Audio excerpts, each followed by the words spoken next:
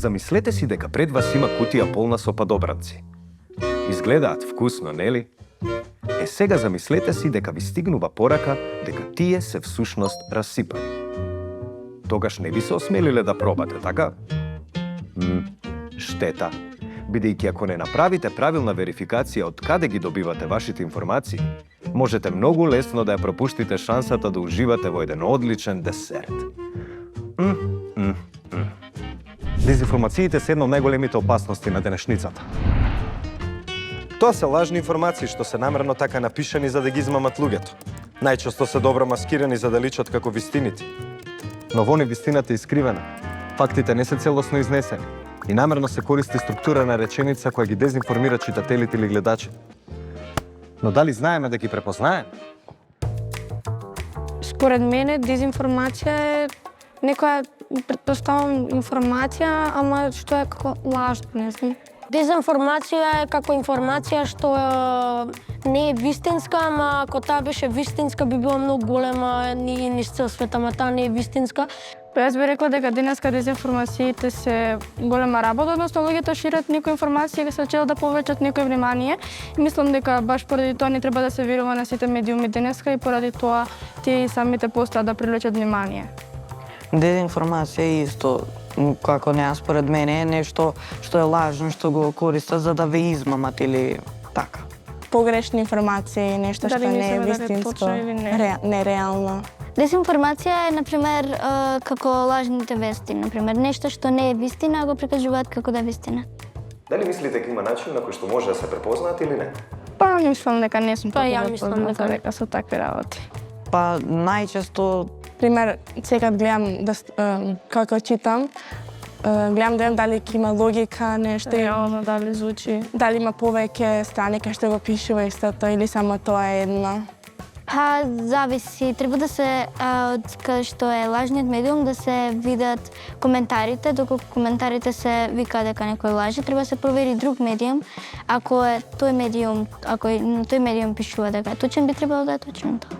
Дезинформациите најчесто се објавуваат на медиумите или на социјалните мрежи, затоа што така можат за кратко време да стигнат до голем број луѓе. Некои медиуми, многу често онлайн, објавуваат лажни информации, со цел да се нанесе штета некому, да се влијае на некаков начин врз луѓето или полесно да се заработат пари. Како го прават тоа? Измислуваат привлечен наслов кој ќе ве натера да кликнете и да го отворите текстот. Често насловот може да почнува со шокантно, скандалозно, неверојатно, верували или не.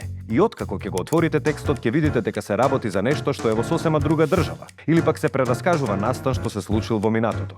Но на тој начин, сопствениците на тие интернет портали добиваат поголем број кликови. Повеќе кликови значи и поголема заинтересираност за реклами, а компаниите сакаат да се рекламираат онаму каде што има повеќе публика. И повеќе реклами значат и поголема заработувачка за тие медиуми. Дезинформациите денес многу често се креираат со помош на лажни фотографии или видеа. Еве еден пример. Јас ја решавам оваа задача и го пишувам точниот одговор. Со Photoshop, брзо и лесно крајната бројка може да се замени со друга. Авторот на лажната фотографија ќе ја сподели на неговиот профил на социјалните медиуми и потоа таа објава ќе ја преземат и споделат повеќе негови соученици, па некои нивни другари. И вистината ќе се искупи. Здраво, јас сум Лео Меси. Научив да зборувам македонски и одлучив да играм за македонската репрезентација. Јас сепак не сум Лео Меси. И ова што сега го видовте се вика deepfake. Тоа е лажно видео направено со помош на компјутерски програми. Целта е да се измамат гледачите дека некој кажува нешто што воопшто не кажал во реалноста. Значи, дезинформации се намерно создадени и расширени неточни содржини. А преку нив тој што ги создал се обидува да измами, манипулира или на друг начин предизвика некаква штета. Затоа е многу важно да знаете како да се справите со дезинформација. Еве неколку едноставни чекори за проверка на точноста на информација на веб портал. Проверете на кој датум е објавен текстот и дали е потпишан автор со име и презиме. Проверете дали на сајтот има посебен дел во кој е наведено кој е сопственик и главен уредник на веб порталот. Пребарите дали постои информација со ист или сличен наслов и на други веб портали. Како што се грижите што јадете, дали е исправно, здраво и хранливо, така треба да се грижите и за тоа какви информации читате, гледате и особено што споделувате. Треба внимателно и правилно да изберете здрава порција кога конзумирате информации.